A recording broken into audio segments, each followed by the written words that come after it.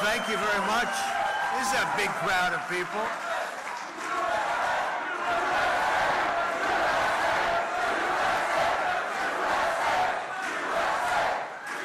Well, thank you very much, and I'm thrilled to be back with so many great American patriots, which is exactly what you are, who stand for our freedom, vote for our values, and pray to Almighty God. I want to thank a very good friend and one of the conservative movement's finest leader. He really is a leader in many ways. Tony Perkins, he's done a fantastic job. Thank you, Tony. Thank you very much. Let's also express our gratitude to the entire team at the Family Research Council for their 4 decades of outstanding work in defense of the American family and culture and God.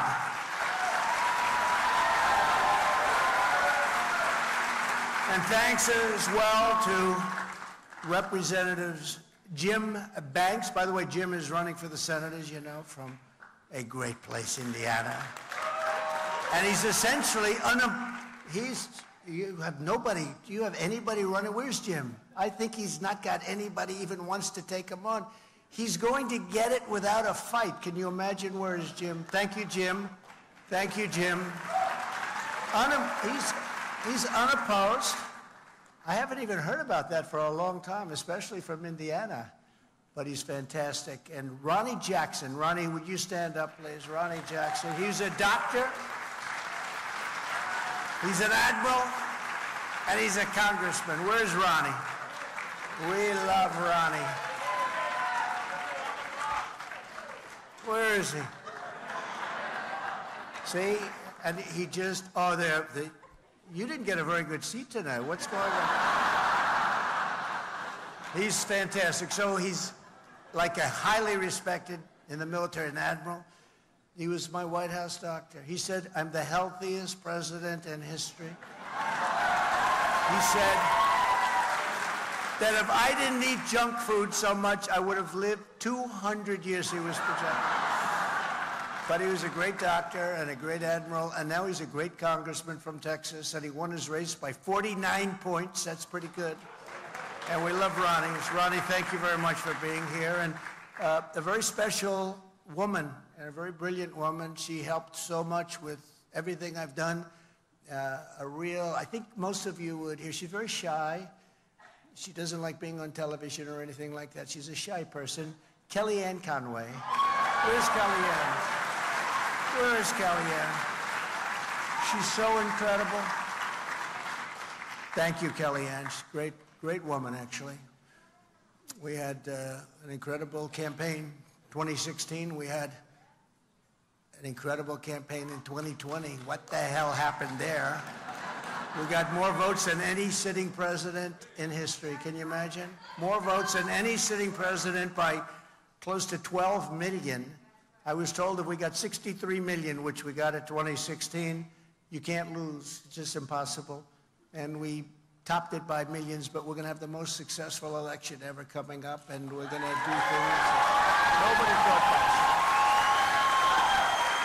Because 1 year from now, each of you will vote in the most important election of your lifetimes. Your most important. This is going to be the most important. This election will decide whether America will be ruled by Marxists, fascists, communist tyrants who want to smash the Judeo-Christian heritage, or whether America will be saved by God-fearing, freedom-loving patriots like all of the people in this room. And if we stand together in this fight, we're going to defeat crooked Joe Biden if he runs. Is he going to make it to the starting gate?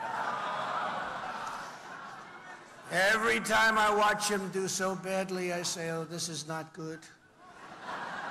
No, I want him to do much better than he's doing, because I don't know if he's going to make it. But we're going to take back our country, we're going to take back our culture, and we're going to make America great again, greater than ever before. And I come here tonight bearing a very simple message. No president has ever fought for Christians as hard as I have, and I will keep on fighting for Christians as hard as I can, for 4 more years in the White House, and we will do things that nobody has ever been able to do. Just think of what we already achieved with the help of many of the great people in this room. I know so many of you. We did more to uphold religious liberty than any administration in history, according to everybody. I fearlessly protected the religious freedoms of doctors, nurses, teachers, and faith groups like the Little Sisters of the Poor. I blocked the IRS from using the Johnson Amendment to interfere with pastors' freedom of speech. Very important. Very important. I stopped Barack Hussein Obama's hateful and bigoted assault on faith-based adoption and foster care services, and I restored your right to help those beautiful children find a loving family. I took historic action to defend the religious liberty of students in public schools and on college campuses, so important. And I was the first president to convene a meeting at the United Nations to end religious persecution worldwide. We did that. As president, thank you very much. As president, I stood proudly with our friend and ally, the State of Israel.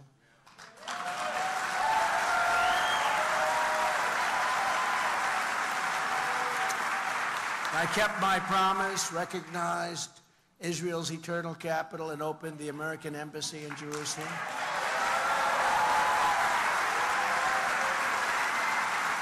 And I got the embassy built.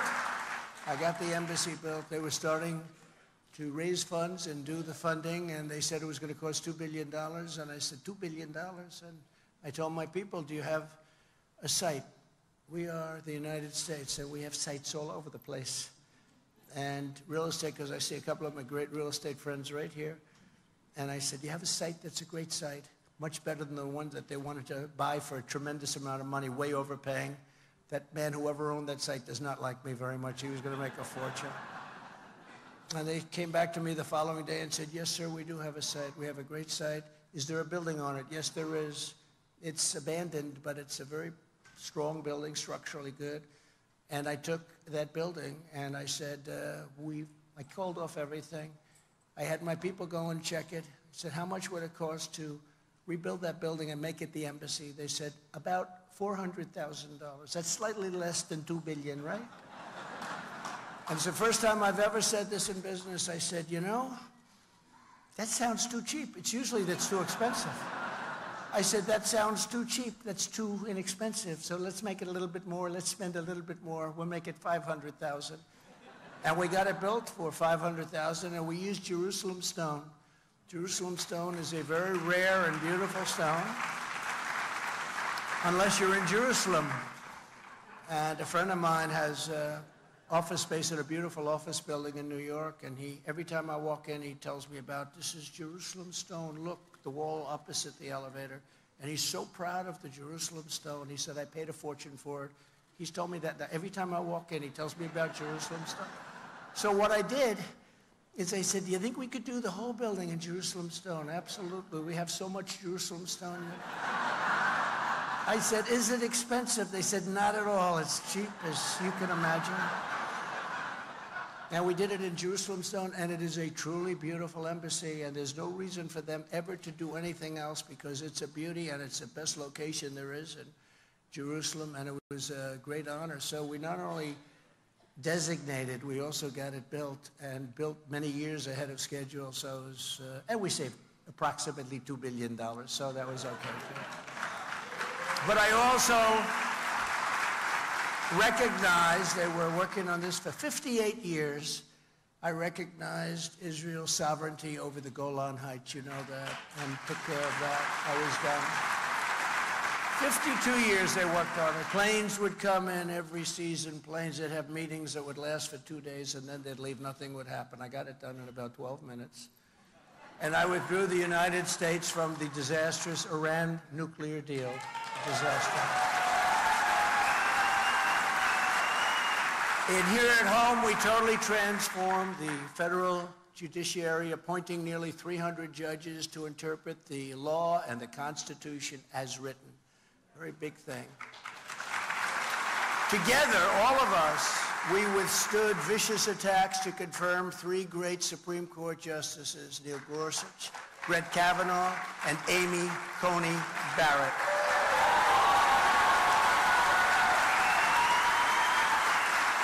And I'm also very proud to be the most pro-life president in American history. Very proud.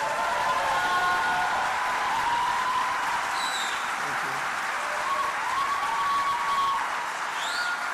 From my very first day in office, I took action to protect the unborn. I reinstated the Mexico City policy. You know what that is? Stopped taxpayer funding for the abortion industrial complex, which is what it's called. And I was the first sitting president to ever attend the March for Life rally right here in Washington, D.C.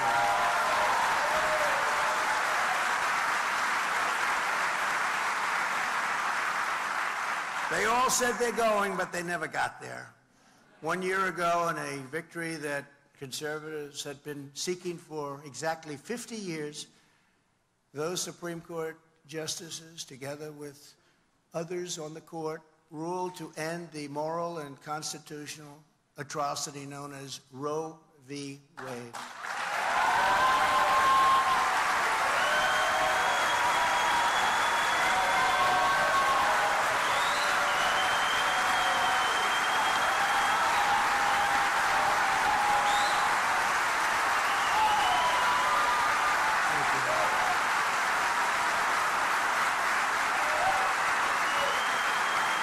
Thank you very much. So now pro-lifers have a tremendous power to negotiate, which they didn't have at all before the ruling. They had no power. They could do anything they wanted to the unborn. No power. You had nothing. You had no seat at the table.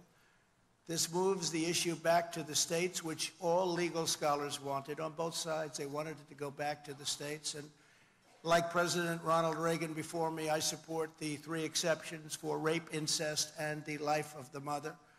And again, that's a decision that you're going to have to make for yourself, and you have to go by your heart and what you feel.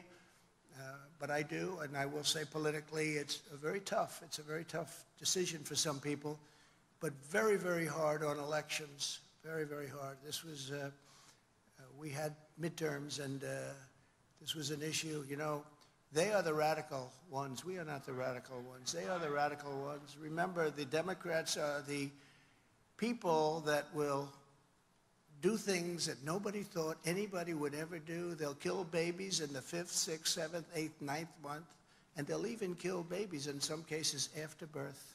They are the radicals. We're not doing that. They're doing that. And I said to politicians, they just don't know how to talk about this issue. It's a complex issue, but they don't know how to talk about it. And if they don't speak about it correctly, they're not going to win. They're not going to win. And they turned it around, the Democrats mostly. They turned it around and put it on us, and we have to take that issue, and now, really, for the first time, we have to run very strongly, but we have to know how to speak. I watch some of these politicians speaking, and it's so bad. They don't understand what it is that they're talking about, and they lost a lot of elections, and we can't let that happen. This was a great victory. But you have to be able to talk, and you have to say exactly that. They are a group of people that are willing to do things that nobody thought ever would be acceptable. In other countries, many other countries, it's not acceptable. Just this week, Kamala Harris, did you ever hear of her? She refused 7 times in a row to say that she opposes abortion on demand. She refused to say it right up until the moment of birth. And again, in some cases, you have after birth. It's just murder. After birth. And you have, in some cases, legislation. If you remember the former governor of Virginia, he got up, Michael Jackson, remember his wife said he was going to do, he got into a lot of trouble, and he was going to imitate Michael Jackson moonwalking, and his wife said, no, don't do it. And she saved him a great embarrassment. But he talked about the baby is born, and after the baby is born, we talk to the mother, and we make a decision on what to do. This is after the baby is born. And people have to understand what's going on. But now you have this tremendous power to negotiate something, and something will be negotiated because we have to bring our country together on this issue. Something's going to happen. We had to get rid of that. We did it from many standpoints, including every single scholar. Everybody wanted it to go back to the states. And now we can win elections on this issue. But it's very delicate, and explaining it properly is extremely important. Many politicians who are pro-life do not know how to properly discuss a topic which is so important to the people in this room and so important to millions and millions of people in our country. You know, that poll's 51-49, and it goes both ways. It's been that way for many years. Sometimes pro-life, it's 51, sometimes it's 49, but it's been this way for, there are other issues, by the way, that haven't been. They started off there, but now they're issues that have been settled. But it's 51-49, and it's been that way for many, many years. We gave them this incredible power to negotiate a great deal. We gave people representing us, and maybe that will be me, but we gave people representing us an incredible power to do something that's really a fantastic thing if we can do this. And we're going to get it done. And you all know what I mean. Before the termination of Roe v. Wade, there was just no power, no rights, no anything. So we're going to do something because done properly, our nation, after 52 years, can finally come together. It's a very important thing for so many different, from so many different views. And just in finishing on that, and I think it's extremely, it's something we have to say, and something has to be said. We have to know how to deal with that issue properly. And again, you have to follow your heart. You have to follow your beliefs. You have to follow God. But it's an issue that we have to get resolved in our country. In another great victory for our movement last year, the Supreme Court issued a landmark decision protecting school prayer. So many great rulings. School prayer. And just a few months ago, the justices also ruled to do something that I never thought you'd see ever. You know, we're a merit-based country, and they put forward a decision where we have merit-based education again, so that if you are the hardest working student, and if you have all A's and you did well on your boards or whatever you have to do to get into school, somebody with C's and C pluses and B's aren't going to be taking your place. It's such an incredible victory. Most people thought that was not something that was going to get done, and it got done because we were able to appoint 3 people on top of some great people that are already on the Supreme Court. So every promise I made to Christians as a candidate, I delivered, and in many cases delivered much more than the promises I made. So it's an honor.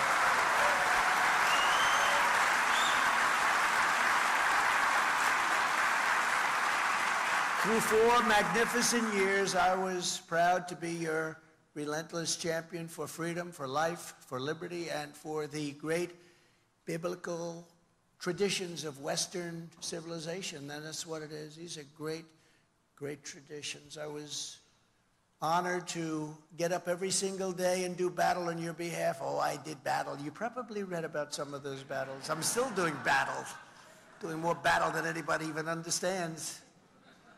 But I wanted to and had to stand up to the communists, the Marxists, the atheists, and the evil and demonic forces that want to destroy our country. They're destroying our country. I took their fire, and I did it gladly. I'm protecting the people in this room. I'm protecting the people of this nation. And I have to tell you, it's not easy, but it's something that's such an honor to be doing. It's no wonder. Thank you.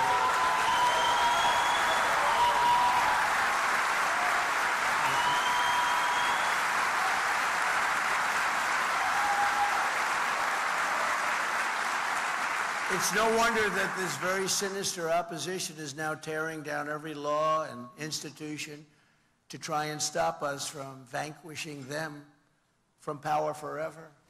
As you know, crooked Joe Biden and the radical left thugs who have weaponized law enforcement to arrest their leading political opponent, and leading by a lot, including Obama. I'll tell you what, you take a look at Obama and a look at some of the things that he's done. This is the same thing. The country was very divided. And we did with Obama. We won an election that everyone said couldn't be won. We beat Hillary Clinton. Now, you know, I used to call her Crooked Hillary. I'd say Crooked Hillary, but I took that name away from her. That was a great day. About 2 months ago, I said, you know what? Because I don't like using names on people, doubles. I think we have a lot of words out there. So now I call her Beautiful Hillary. She's a beautiful woman. And rather than Sleepy Joe, we call him Crooked Joe because it's a very appropriate name. So that was a good day for Hillary. I think she was very happy with it. But what they're doing is high-level election interference. That's what it is. They're interfering with our elections, just like they stuff ballot boxes, just like they do so many other things, like the 51 people that said it was Russia disinformation. These people were very dishonest when they did that and when they said that, or just like Twitter with FBI, they call it Twitter files, and so many other things. And it's happening for a single reason, because I'm the only candidate that they do not want to run against, and the polls bear this out. All these polls that are coming out today, we're beating Biden by a lot. We're beating DeSantis by a lot. Just last night, Fox has us up. I say us because me is us as far as I'm concerned. Really true. But Fox has us up by almost 50 points on DeSanctimonious, and we're beating Biden by a lot. Ron DeSanctimonious. I endorsed him. He only won because I endorsed him, and then he says, well, I have no comment as to whether or not I'm running. I said, did he say that? That means he's running. Let's go. Let's go get him. And he's fallen like a very badly injured bird from the sky.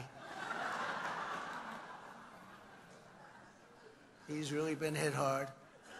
Harvard-Harris just came out, and they have very similar results. We're leading by 57 points, 55 points, 50 points. We're leading in some by 65 points, leading by 65 points. Nobody's seen anything like it. And a lot of it, you know, I read where people love my policy, but they don't like me. I think they like me. What's not to like? Good job.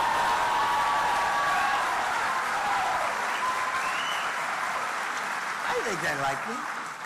It's not just about policy. Got to have something else, right? But I think they like me, and I think that I love them. I love the people of this country, and they've gone through a lot. This last period of time has been excruciating. In South Carolina, Ron is in 4th place now. I'm leading by 35 points, but you know, you have a senator, you have a governor running from South Carolina, great state. We're leading by a lot. But Ron has actually dropped to 4th place, and he's dropped to 2nd place in other states, and it's pretty amazing what's happened. It's a beautiful thing to watch. Oh, I shouldn't say that. We have religious people. I should not be saying that, right? But religious people want to win. We want to win. And we want to win because we're going to do a great job for the country. We have to finish what we started.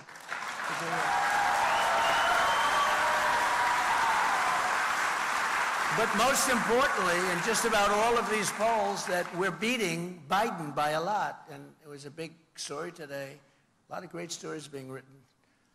And do you remember in 2016 and 2020, I talk about the polls, but only if I was doing well. If I was doing poorly, I wouldn't talk about it. But we never had a period where we were doing very poorly, I will say that. I wasn't running, or if I wasn't, and if I wasn't running, or if I was in 5th place, or 4th place, or 3rd place, or 10th place, none of this horrible election interference would have happened. It wouldn't be happening. I wouldn't be going through any trials and tribulations. I wouldn't have had the mugshot. I wouldn't have needed it. That shot has been something, hasn't it?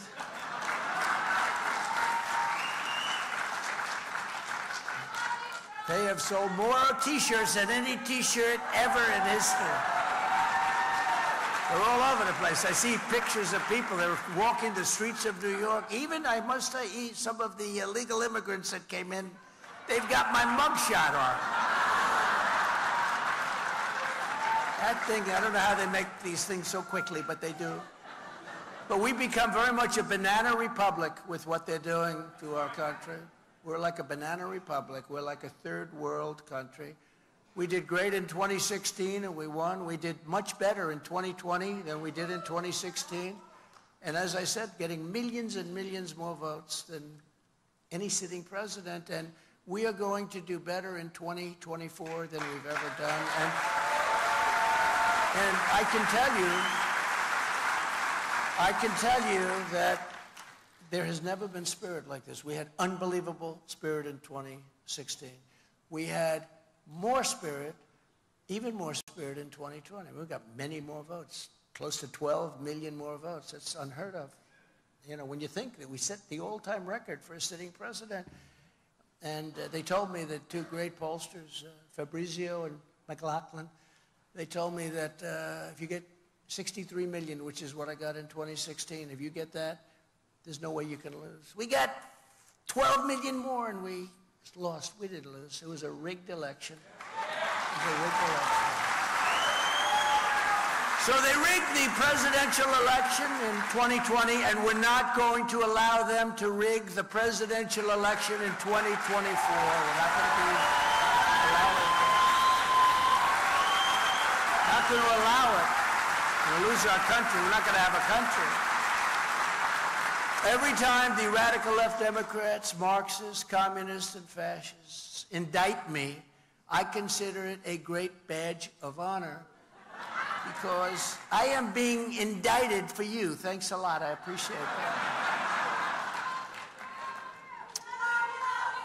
Our great First Lady who's watching. Look at all of the media back here, the fake news. But she's watching. She said, "You're taking a lot of bullets." I said, "That's okay. We're doing it for a great country. We can't lose our country. We're close to losing our country." As an example, today, we had this prosecutor, deranged Jack Smith. Has anyone ever heard of him? I wonder what his name used to be. Jack Smith. Sounds so nice, doesn't it? He's a deranged individual, and he wants to take away my First Amendment rights. They went to court to get an order that I can't speak. Now, you got to understand, I'm the leading candidate by 50 points, and I'm leading Biden by a lot. And they want to see if they can silence me. So the media, the fake news, will ask me a question. I'm sorry, I won't be able to answer that. How do you think we do in that election? So we're going to have a little bit of a fun with that, I think, because that's a tough one. Can you imagine? So we have somebody weaponizing. We have this incompetent president put somebody in to essentially rig the election just like they did before. And what this does, it sets a tremendously bad precedent because you look at what's happened with this. Now, if I win, and let's say somebody comes along on the Democrat side and they're looking very strong, I can call my attorney general, I guess. Am I allowed to call him and say, you have to indict him on something. Just find anything. You can indict him for anything you want. Just indict him. And then, for the most part, when you get indicted, you know what you do? Ladies and gentlemen, I have decided to leave office immediately, et cetera, et cetera. I will be spending more time with my family. Do you ever hear that speech? Like hundreds of times. I'm the only one that ever got indicted where my poll numbers went through the roof. What the hell is going on? I'm the only one. It's never happened before. Never happened before. But they want to take away our First Amendment rights. That's going to be an interesting one. But never forget, our enemies want to stop us because we are the only ones, and they know this, that can stop them. They want to take away my freedom because I will never let them take away your freedom. That's what they're doing. They want to silence me because I will never let them silence you. It's the way it works. And in the end, they're not after me, they're after you, and I just happen to be standing in their way. I'm in their way. You can tell that pretty easily. The truth is the radical left is coming after all of us because they know that our allegiance is not to them. Our allegiance is to our country and to our Creator. And they know that, and we know that.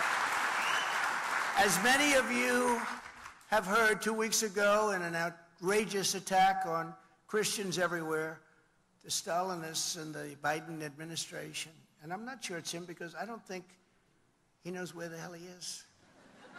It's the people that surround him. They're smart, and they're vicious, and they're sick. But I'm not even sure it's him. And I don't know if he gets to the gate. I don't know if he's going to get to the starting gate.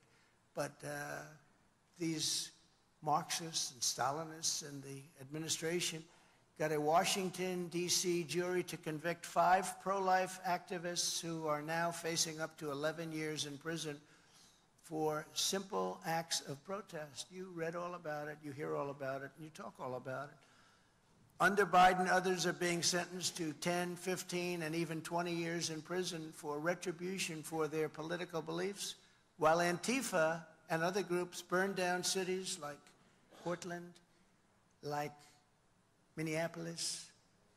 They went into Seattle. What they did in Seattle was they basically took over a big percentage of the city. They kill people, they loot, they plunder, and they go free. The political repression is immoral, and it's very, very un-American, and it's very dangerous for them to be playing that game. To reverse these cruel travesties of justice, tonight I'm announcing that the moment I win the election, I will appoint a special task force to rapidly review the cases of every political prisoner who's been unjustly persecuted by the Biden administration.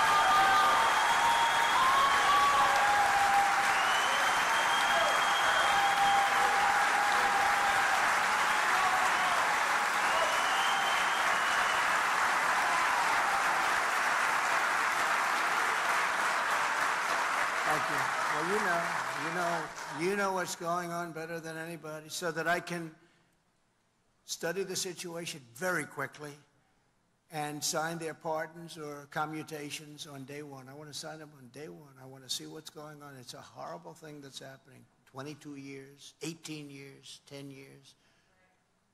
It's a terrible thing. There's never been a thing like this happen in our country. Never again will the federal government be used to target the religious believers, and that's what they're doing. They're targeting many people, but also, and in particular, religious believers. Americans of faith are not a threat to our country. Americans of faith are the soul of our country. Very important. They're the soul of our country. When I'm reelected, I will totally obliterate the deep, and I'm going to do this. We fired Comey, we fired a lot of these characters from the FBI, but boy, that deep state is deeper than we thought. Then we had COVID come in, and we had a focus on that, and we did a great job on that, as good as it could be, considering nobody knew what it was. The dust from China came in from the Wuhan lab. I said that right from the beginning. It turned out that was right. I took a lot of heat. It didn't come. It came from caves that were 2,000 miles away with bats. Then they blamed Italy. It came from Italy. Then they said they blamed France. They blamed everybody. Then they even blamed the United States, and we wouldn't let them do that. The horrible destruction of lives and the horrible, what this did to the world. $50 trillion in damage, it's estimated, $50 trillion. And we're going to get to the bottom of it. When I'm reelected, I will totally we're going to obliterate the deep state, the corrupt agencies. The corrupt agencies will be defunded, the domestic spying will be halted, the real criminals will be investigated, and the rogue bureaucrats will be escorted right out of these beautiful federal buildings that we own all over the place. But all of that is only the beginning. Here is just some of the agenda that I'll immediately implement when we become the 47th President of the United States.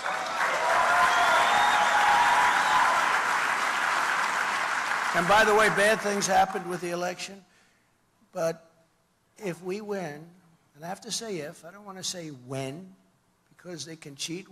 If everything's straight, 100%, but they're very, very good at cheating. If we win, this will be the biggest political victory by far in the history of our country, and better than doing it the more traditional way, because they have shown how bad they are.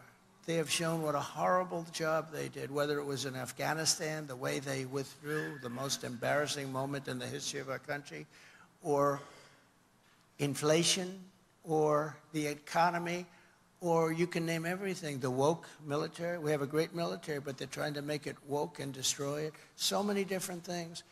And because of that, I believe that's the reason that we're so popular right now. They like us, they like me, but they really also cannot stand what's happening to our country, what these people are allowing, when millions and millions of people are being allowed to come into our country from prisons and from mental institutions, insane asylums, and terrorists are coming into our country. Human traffickers are coming into our country. Millions and millions of people, we have no idea who they are.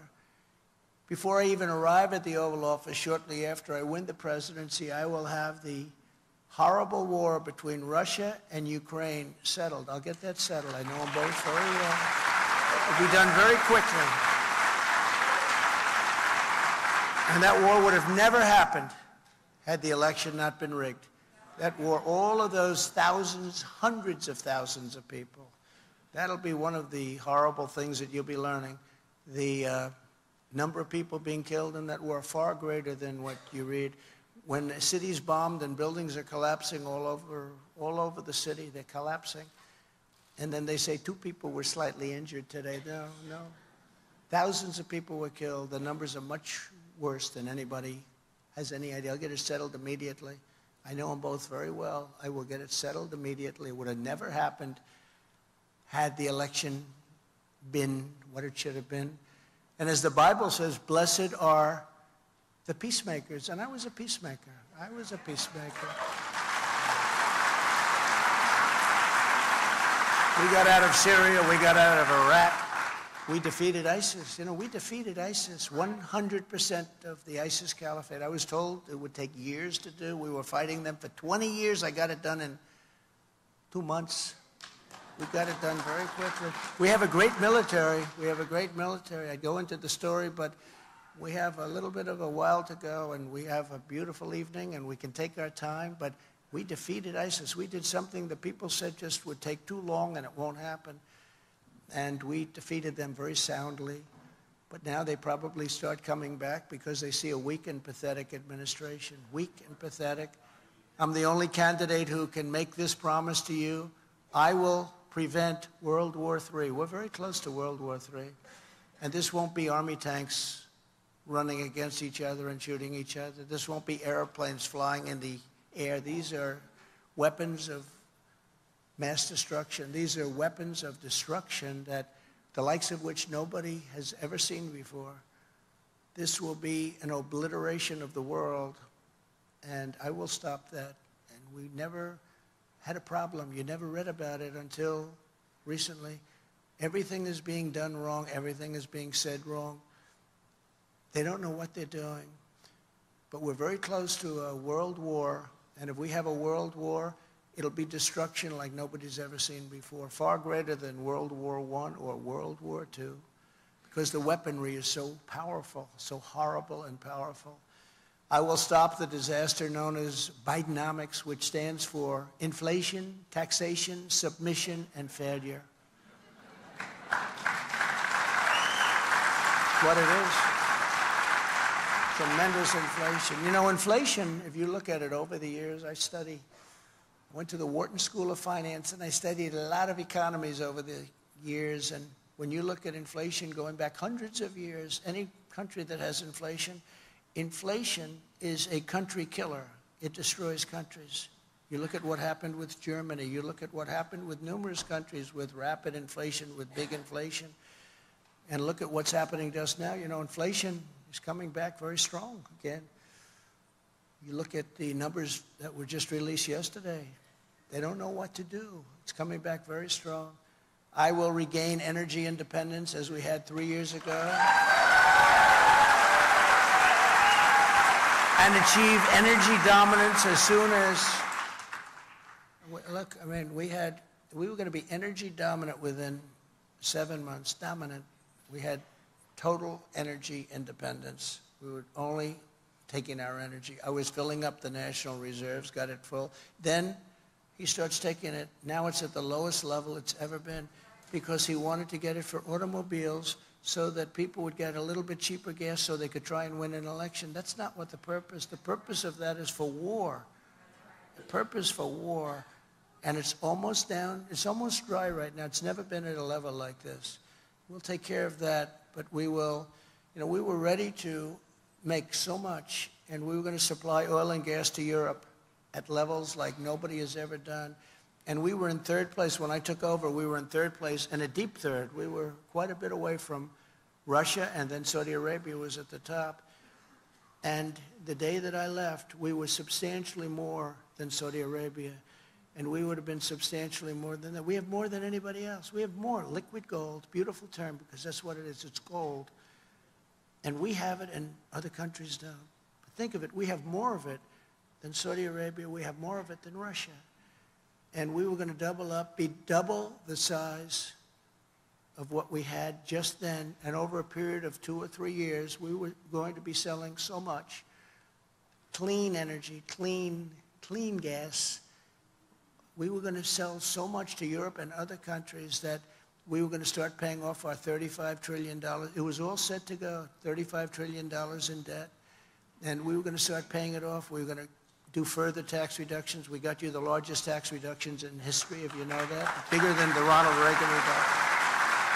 We got you the biggest regulatory cuts in history, and that's what created the greatest economy in the history of the world. We had the greatest economy in the history of the world. You look at the numbers. I watch them today. I was watching Larry Kudlow, and he was comparing us with Biden and with other times and other presidents, and there was nobody close to what we did. We did something that nobody was able to do. We gave big tax cuts, and yet we took in much more revenue. Nobody thought that was possible. We took in much more revenue with the big tax cuts, and companies were now incentivized to bring trillions of dollars back into our country.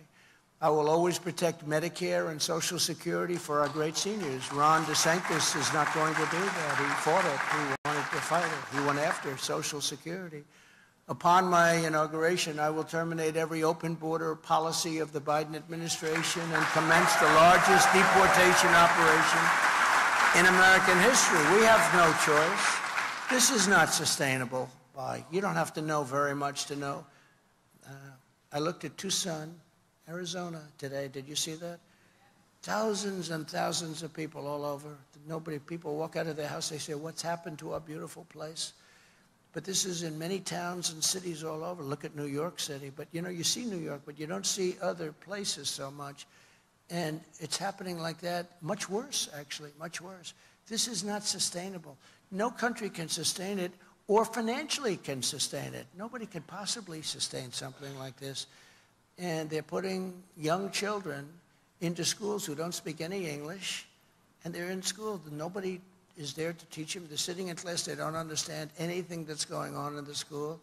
It's a horrible situation, and it would have never happened, and it should. We had the strongest border in history. Now we have the worst border in the history of the world. There's never been a third world country that had a border like this, ever. There's never been anything like it. We built nearly 500 miles of border wall. They like to say we built 57 miles. No, we built over 500. In fact, if you look at the various government statistics, we did a great job. And I had to fight Paul Ryan. I call him Paul Rhino. But I had to fight Paul Rhino, and I had to fight Mitch McConnell, another beauty. And I ended up taking the money out of the military. I said, it's an invasion, I'm sorry. And we built 500 miles of wall, which is what it is. It's an invasion. And then was ready to do another. We had already the wall built, and we were going to add another 200. I wanted to do 5. We did 5. I was going to add another 200. We built it. It was all set. All we had to do was erect it. Very simple. Could have been done in 3 to 4 weeks. And then we had the election situation, and they took over. And they actually took it away and put it in faraway places. And Texas wanted to buy it and put it up, and they wouldn't sell it to them. And Arizona wanted to buy it and put it up, and they wouldn't sell it to them. But we got Mexico to give us 28,000 soldiers free of charge. That was an amazing thing. I went to the State Department. I said, Mexico has to do this. They have to do this. And they said, they'll never do it, sir. I said, yes, they will, 100%. And we had a little negotiation with Mexico. And I said to them, listen, if you don't do it, they said, no, we're not going to do it under any circumstances. And I happen to like the president of Mexico, even though he's a socialist, but you can't have everything, right? I like him. He's a good man, but he's a little different than my way of thinking. And I said, no, you're going to do it. And I met with their top representative, and he sort of laughed at me when I said, you're going to give us 28,000 soldiers free of charge. And he said, no, we're not going to do that. I said, here's the story. I have in front of me a piece of paper, and the paper says very strongly that on Monday morning at 7 o'clock, you're going to be charged 25% tariffs on all of the cars that you're sending into the United States. You know, they took 32% of our automobile business prior to us getting there, 32%. They send millions of cars in. They said, we're going to tax you 25% and 25% on every other product you sell into the United States. And he said, sir, do you mind if I make a phone call? It'll just take a minute. And he came back 5 minutes later, and he said, sir, we'd be honored to let you have 28,000. It was rather amazing. Rather amazing. And the woman in the State Department, who's actually a very good woman, she has never won any of these things, but she was a good woman. She said, I've never seen anything like that in my life.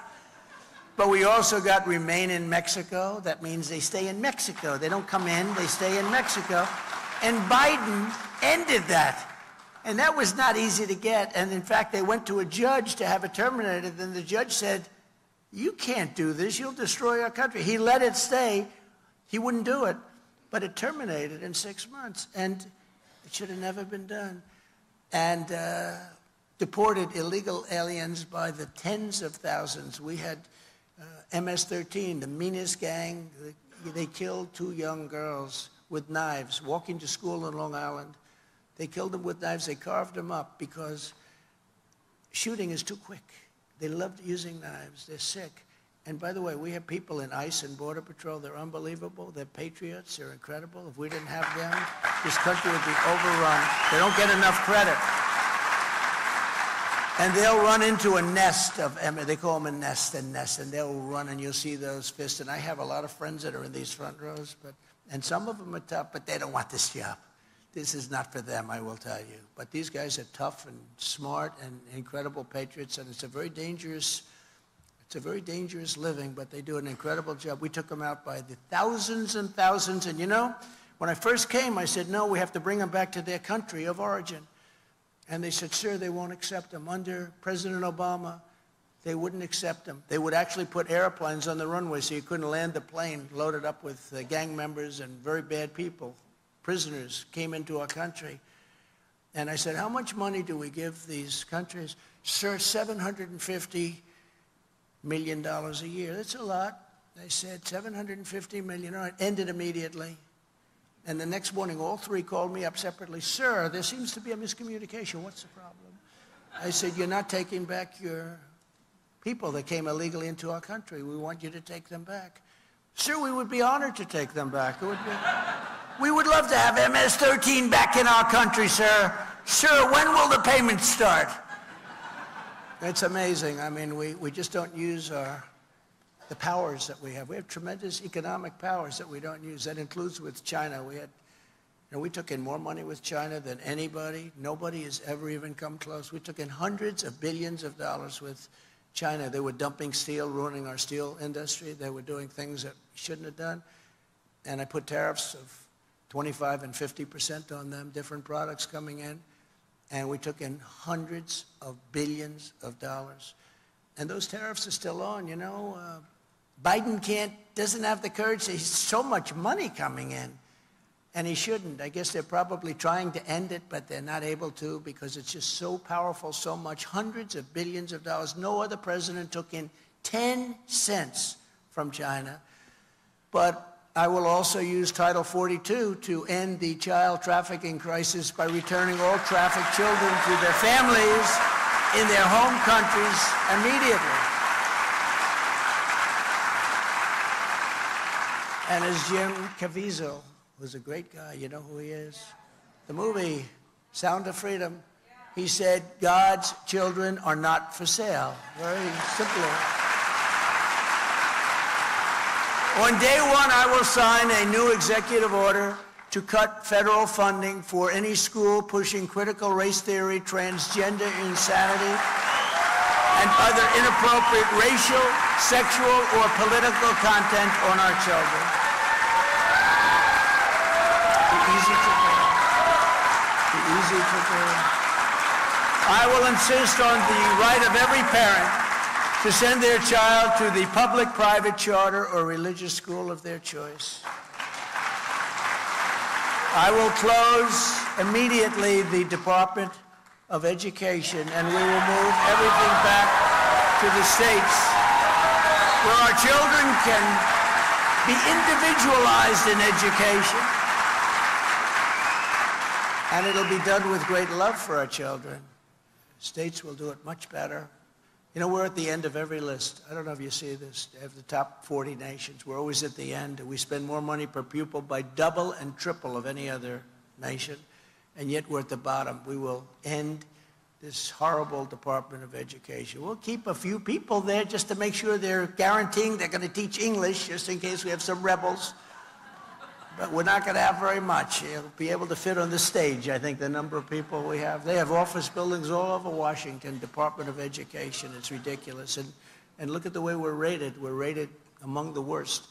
We will have great schools that lead to great jobs and ultimately to great lives. And I will not give 1 penny to any school that has a vaccine mandate or a mask mandate.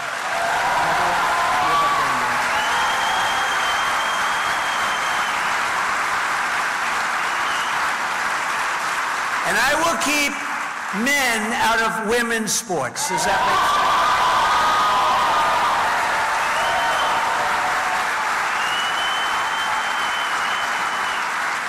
You know, last week they had a weightlifting contest, and a young woman was fantastic. She was a champion, and the record stood for about 18 years. And, you know, they'd put like a quarter of an ounce on one side, quarter of an ounce, and boom, they'd try and do it. The record was beaten by like 150 pounds by a person that had the operation, went in, lifted the weight, and that's a record that's going to stand for a long time. But this is something where they were dealing in ounces, and the record was massively, I mean, just massively shattered.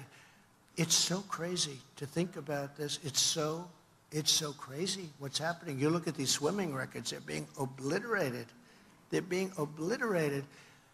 And to think that we have to actually justify this, who would have thought 10 or 15 years ago that we have to say this? You have to just say, you know, can't do it. You can't do it. And it's very demeaning to women, by the way, very, very demeaning. And you know, they have women afraid to even talk about it. You have these teams where the women get beaten so badly, and they're afraid to talk about it because it's not politically correct. But it's okay for me to talk about it, and I'll talk about it.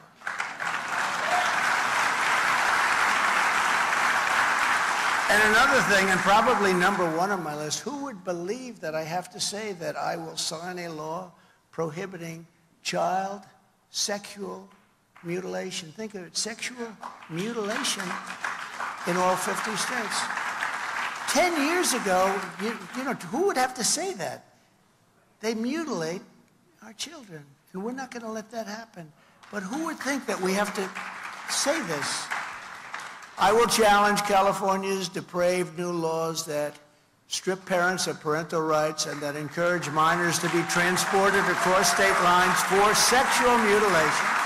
And we will prosecute those involved in this sick California scheme for violating federal laws against kidnapping, sex trafficking, child abuse, and the deprivation of their civil rights. We're going to take care of it. It's crazy what's going on. It's crazy. It's not even believable. You have to mention these things, but you have to, because this is what's happening in our country. I will once again appoint rock-solid conservative judges to do what they have to do in the mold of Justices Antonin Scalia, Samuel Alito, a great gentleman, and another great gentleman, Clarence Thomas. These are great people. And I will fully uphold and continue to uphold, they didn't gain an inch, our Second Amendment. There's tremendous pressure on our Second Amendment. I will bring back free speech in America, and I will secure the integrity of our elections. We have to secure the integrity of our elections. We have to do it. This is what we must do to restore our country to greatness. We want our country to be great again. We had a great country, and over the last fairly short period of time.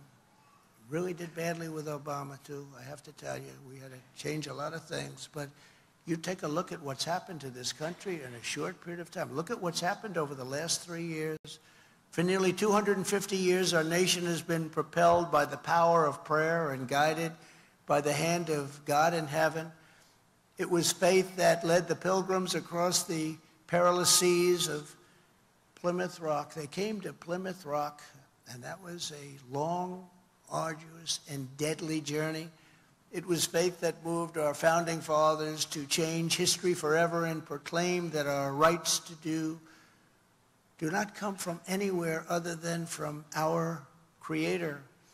And it was unflinching faith that inspired generations of pastors and patriots, chaplains and soldiers, farmers, workers, laborers and pioneers to make America the greatest country in the history of the world.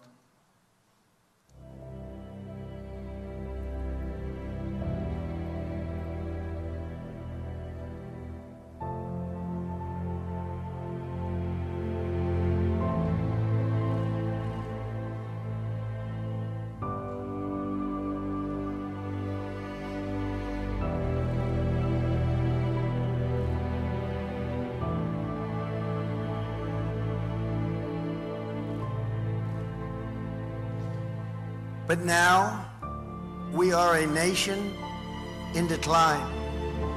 We are a failing nation. We are a nation that has the highest inflation in 50 years, where banks are collapsing and interest rates have gone absolutely through the roof. Likewise, we are a nation where energy costs have reached the highest in our history. We are no longer energy independent or energy dominant as we were just a few short years ago. We are a nation that is begging Venezuela and many others for oil. Please, please, please help us, Joe Biden says, yet we have more liquid gold right under our feet than any other nation. We are a nation that just heard that Saudi Arabia and Russia will be reducing their output of oil and substantially increasing the price, and met that threat by announcing that we will no longer be drilling for oil in large areas of Alaska.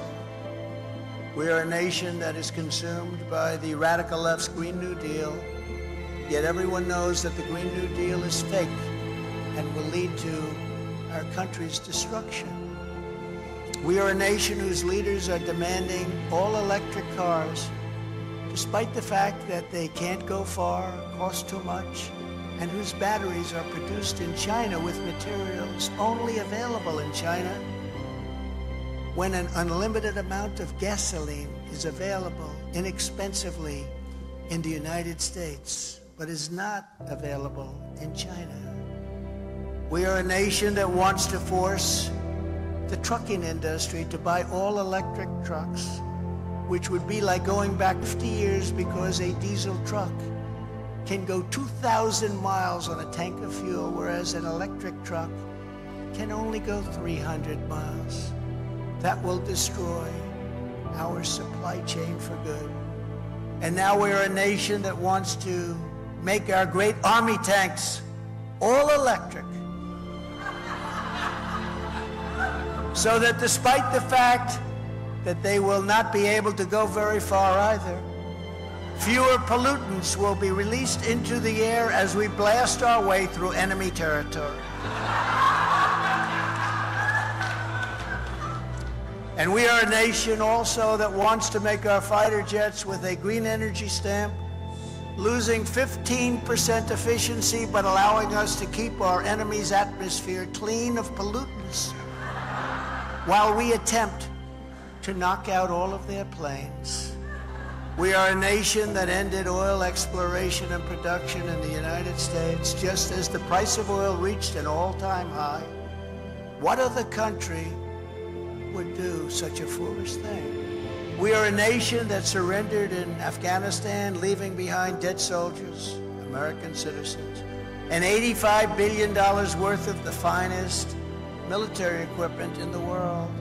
And we are a nation that allowed Russia to devastate a country, Ukraine, killing hundreds of thousands of people, and it will only get worse. It would never have happened with me as your president, and for 4 straight years, it didn't happen. And China and Taiwan are next. We are a nation that has weaponized its law enforcement against opposing political parties like never before. There has never been anything like this. We've got a Federal Bureau of Investigation that won't allow bad election-changing facts to be presented to the public, and which offers $1 million to a writer of fiction about Donald Trump to lie and say it was fact, where Hunter Biden's laptop from hell was Russian disinformation, and the FBI knew it wasn't, but 51 intelligence agents said it was, and they knew it wasn't also, and a Department of Justice that refuses to investigate egregious acts of voting, irregularities, and fraud. And we have a man who is totally corrupt and the worst president in the history of our country, who is cognitively impaired, in no condition to lead, and is now in charge of dealing with Russia and possible nuclear war. Just think of it. We would be in World War II very quickly if we're going to be relying on this man, and far more devastating than any war. There will never be a war. If that happens, there will never be a war like this. It will obliterate everything there is, everybody. It will obliterate every country. We are a nation that no longer has a free and fair press. Fake news is all you get, and they are the true enemy of the people. They refuse to discuss the Biden crime family, but enjoy covering false indictments of Donald Trump, who has done nothing wrong. We are a nation where free speech is no longer allowed, and where crime is rampant and out of control like never before. We are a nation that is allowing Iran to build a massive nuclear weapon, and China to use the trillions and trillions of dollars it has taken from us to build a military to rival our own. And less than 3 years ago, we had Iran, China, Russia, North Korea in check. They weren't going to do a thing against us, and everyone knows it. Now Russia and China are holding summits to carve up the world. And perhaps most importantly, we are a nation that is no longer respected or listened to on the world stage. We are a nation that in many ways has become a joke. We are a nation that is hostile to liberty, freedom, and faith. We are a nation whose economy is collapsing into a cesspool of ruin, whose supply chain is broken, whose stores are not stocked, and whose deliveries are not coming, whose educational system is ranked at the very bottom of every single list. We are a nation where large packs of sadistic criminals and thieves are allowed to go into stores and openly rob them, beat up and kill their workers and customers, and leave with armloads of goods, but with no retribution, where the authority of our great police has been taken, where their families and pensions have been threatened, and their lives would be destroyed for the mere mention of the words law enforcement. We are a nation where fentanyl and other forms of illegal drugs are easier to get than formula for our beautiful little babies. A nation whose once revered airports are a dirty, crowded mess. You sit and wait for hours and then are notified that the plane won't leave, and they have no idea when they will. Where ticket prices have tripled, they don't have the pilots to fly the plane, they don't have qualified air controllers, and they just don't know what they're doing. We're a nation that has lost its confidence, it has lost its willpower, and it has lost its strength. We are a nation that, quite frankly, has lost its way. But we are not going to allow this horror to continue. 3 years ago, we were a great nation, and we will soon be a great nation again.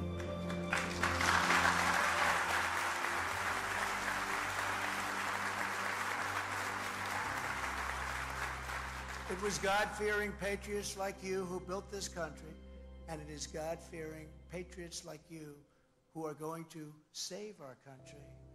2024 is our final battle. With your support in this election, we are going to finish what we started. With you at my side, we will demolish the deep state. We will drive out the globalists. We will cast out the communists. We will throw off the sick political class that hates our country. We will rout the fake news media, and we will drain the swamp once and for all.